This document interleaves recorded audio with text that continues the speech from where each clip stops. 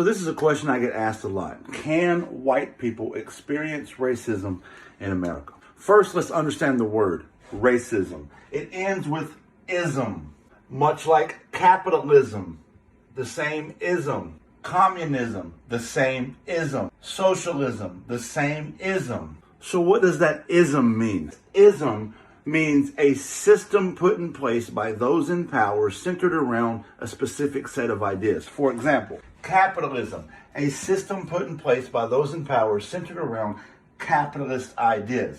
Communism is a system put in place by those in power centered around communist ideas. Socialism is a system put in place by those in power centered around socialist ideas. So what is racism? It's a system put in place by those in power centered around racist ideas. So then, can white people experience racism? What you're saying is when somebody says to you, cracker, honky, I don't trust white people, colonizer, white devil, that you're experiencing racism. Well, you're not. Let me explain. What you're experiencing is called prejudice.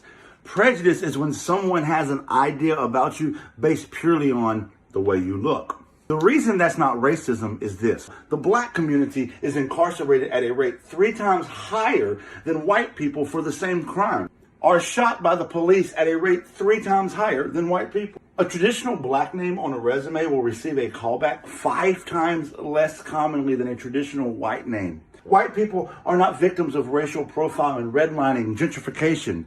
You see, the system targeting marginalized communities is racism. So even though a white person may experience prejudice, they'll never have to worry about being targeted by the entire system. And that's what racism is. And racism is much worse than prejudice. I hope that clears it up.